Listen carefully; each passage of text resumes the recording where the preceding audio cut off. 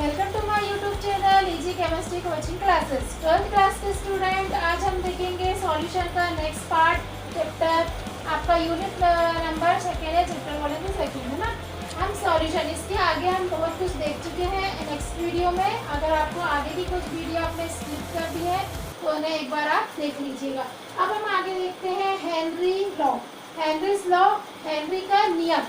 तो इस नियम को हेनरी ने 1805 में दिया था। इस नियम के अनुसार स्थिर ताप पर किसी गैस की द्रव में विलेयता, मतलब यहाँ पर विलेयता की बात हो रही है। तो सबसे पहले आपको ये पता होना चाहिए कि विलेयता होती क्या है। जब किसी विलेय को हम किसी विलायक में मिलाते हैं तो उसके घुलने की जो क्षमता होती है वो विलेयता कहलाती है। यहाँ पर हम गैस की बात कर रहे हैं कि गैस को जब हम स्थिर ताप पर किसी द्रव में विलय करते हैं तो गैस की जो मात्रा है वो उसके दाब के समानुपाती होगी। तो यहाँ पर बोल रहे हैं द्रव की विलेयता गैस की मात्रा, तो गैस की जो मात्रा है वो m डायरेक्टली प्रोपोर्शनल, समानुपाती को बोलते हैं डायरेक्टली प्रोपोर्शनल। तो यहाँ पर किसके हो जाएगी, दाब के समानुपाती हो जाएगी। जब हम ये समानुपाती का चिन्ह हटाते हैं तो यहाँ पर हम एक कांस्टेंट लगाते हैं, नियतांक, जो हो गया आपका k। लेकिन हेनरी ने दिया था इसलिए हम इसे के एच से रिप्रेजेंट करते हैं। तो के एच इक्वल टू पी। हम के एच की वैल्यू देखते हैं तो क्या हो जाएगा, एम अपॉन पी। मतलब ये आपका हेनरी लॉ है। इसके अकॉर्डिंग ये कहा गया है कि जितना ज्यादा प्रेशर हो गया उतना ज्यादा उस पदार्थ में मटेरियल या उसकी पदार्थ की मात्रा उस गैस में विलय होगी। ठीक है, आपको क्लियर हुआ कि यहाँ पर हम एक बार फिर से देख लेते हैं। 1805 में 1805 में हेनरी ने नियम दिया था गैसों की विलेयता के लिए। तो उसने बताया था कि स्थिर ताप पर किसी भी गैस के द्रव में विलेयता गैस की मात्रा उसके दाब के समानुपाती होती है। तो यहाँ गैस की जो मात्रा है m समानुपाती p, p यहाँ पर दाब है। m इक्वल टू, हम जब समानुपाती का चिन्ह हटाते हैं तो हमें किस तरह के नियतांक का प्रयोग करते हैं, जिसको के एच है, के एच पी। ठीक है, क्लियर। यहाँ पर हम के एच की वैल्यू लेंगे तो m अपॉन पी होता है। तो इस तरीके से ये हेनरी का नियम हमारा कंप्लीट होता है। तो अब हेनरी के नियम में क्या क्या दिया गया है तो आपको यहाँ पर लिखना पड़ेगा ऐसे कि m इक्वल टू गैस की मात्रा, गैस की मात्रा, फिर p इक्वल टू गैस का दाब, गैस पर लगाया गया दाब या गैस पर दाब। के एच जो है वो है हेनरी नियतांक, हेनरी नियतांक या स्थिरांक बोलेंगे।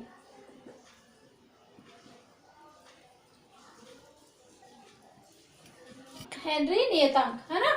तो इस तरीके से ये क्या होता है, आपका हेनरी का नियम कंप्लीट होता है। अब हम इसके बाद देखेंगे हेनरी के नियम की कुछ सीमाएं। हम देख रहे हैं हेनरी नियम की सीमाएं। तो हेनरी नियम की यहाँ सीमाएं 3 दी है। पहली जो सीमा है वो क्या है, यह तनु विलयन पे लागू नहीं होती। तनु विलयन मतलब ऐसा विलयन जिसमें विलय की मात्रा क्या होती है, कम होती है, विलय की मात्रा ज्यादा, तो उस विलयन पे ये नियम लागू नहीं होगा। सेकंड क्या है, दाब निम्न एवं उच्च ताप पर होना चाहिए। मतलब जो भी क्रिया होगी वहां पर दाब क्या होगा, निम्न और ताप उच्च होना चाहिए, तब ये लागू होगा, नहीं तो लागू नहीं होगा। गैस विलायक से क्रिया कर कोई नया यौगिक नहीं बनाना चाहिए। मतलब ऐसी गैस हो या ऐसा विलायक हो उसमें कि जिससे वो दोनों क्रिया करके यौगिक ना बना सके। इस तरीके से हेनरी के नियम की सीमाएं होती हैं। अब हम इसके बाद देखेंगे हेनरी के नियम की उपयोगिता। हेनरी के नियम की उपयोगिता देखेंगे, एप्लीकेशन ऑफ हेनरीज लॉ। अब यहाँ पर जो फर्स्ट है वो है कार्बोनेट शीतल पेय के उत्पादन में।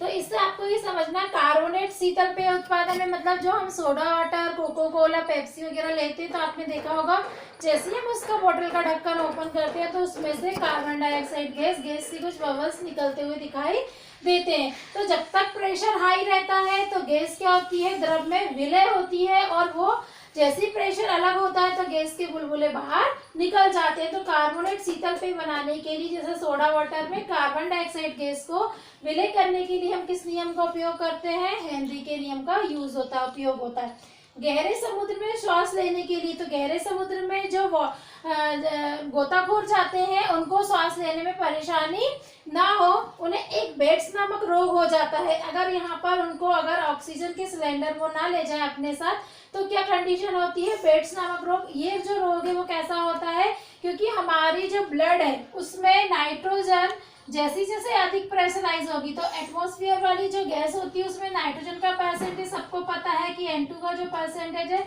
78% गैस है नाइट्रोजन।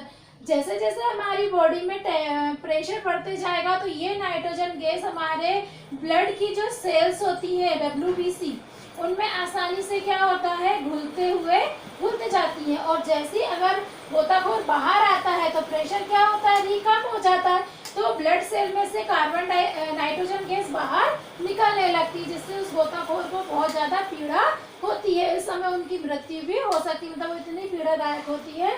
उस रोग को बेट्स कहते हैं। तो इसके बचने के लिए जो गहरे समुद्र में श्वास लेने के लिए हीलियम मतलब गैसों का जो मिश्रण लेके जाते हैं उसमें हीलियम का जो प्रतिशत होता है 11.7, नाइट्रोजन का 56.2 और ऑक्सीजन का 32.1% ऑक्सीजन गैस का मिश्रण वो यूज करते हैं, जो किसके नियम के अकॉर्डिंग होता है, हेनरी के नियम के अकॉर्डिंग यूज होता है। फिर हम देखेंगे थर्ड यूज जो हमारा है वो क्या है, अत्यधिक ऊंचाई पर श्वास लेने के लिए। जब कोई क्लाइंबर पर्वत आरोहक जो जब ऊपर ऊंचाई पर जाने के लिए यूज करता है, तो वहां पर क्या होता है कि श्वास लेने में दिक्कत होती है, क्योंकि हमारे ऊपर गैस का जो प्रेशर है वो ज्यादा बढ़ने लगता है। और गैस का प्रेशर बढ़ने से जो हमारी बॉडी का ब्लड है वो नाक से क्या होने लगता है, बहने लगता है उसके, तो उसे कौन सा रोग हो जाता है, एनेक्सिया रोग हो जाता है, जिसकी वजह से उसे श्वास लेने में दिक्कत होती है। तो अधिक ऊंचाई पर श्वास लेने के लिए जो गैस सिलेंडर यूज किए जाते हैं वो भी हेनरी के नियम के अकॉर्डिंग होते हैं। तो आपको इनमें डिटेल्स भी लिखना है, जो मैंने ऑरली समझाया वो डिटेल्स भी लिखना है। इस तरीके से हमारा हेनरी का नियम कंप्लीट होता है। अब हम इसके बाद जो दूसरा नियम है राउल्ट का वो देखेंगे सर जस्ट इसके बाद। अब चलिए हम देखते हैं राउल्ट का नियम, राउल्ट्स लॉ, है ना।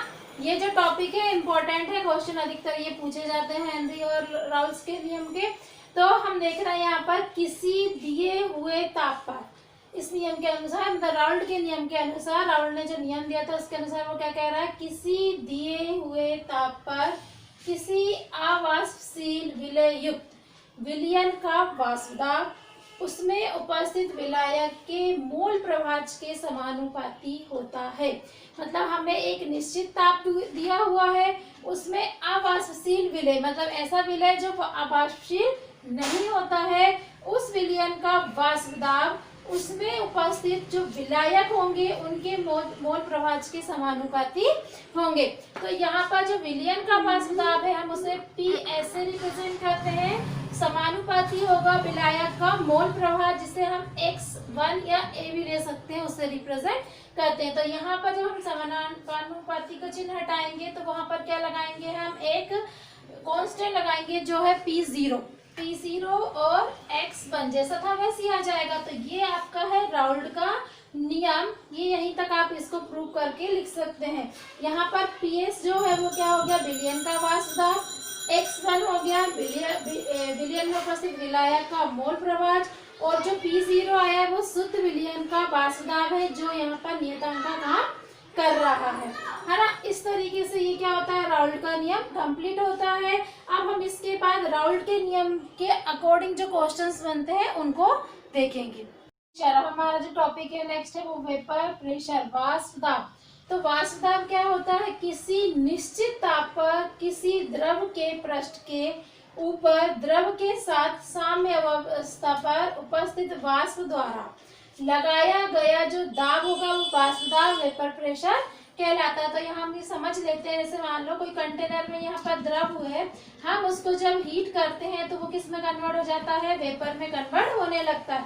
तो वेपर इसके ऊपर क्या होती है, वेपर प्रेजेंट होती है, क्लियर। तो जो द्रव है उसकी पृष्ठ पर एक साम्य अवस्था पर, जब दोनों की अवस्था क्या हो जाएगी, साम्य हो जाएगी, मतलब बराबर कॉन्सेंट्रेशन हो जाएगी यहाँ पर वेपर की और यहाँ पर द्रव की, उस स्थिति पर वाष्प के द्वारा द्रव की पृष्ठ पर लगाया गया प्रेशर दबाव वो क्या कहलाएगा, आपका वाष्प दाब वेपर प्रेशर कहलाता है, जिसे हम PS से रिप्रेजेंट करते हैं, मतलब हम ये बताएंगे वेपर प्रेशर हो गया। ठीक है, अब इसके साथ ही हमारा जो ये टॉपिक है वो एंड होता है।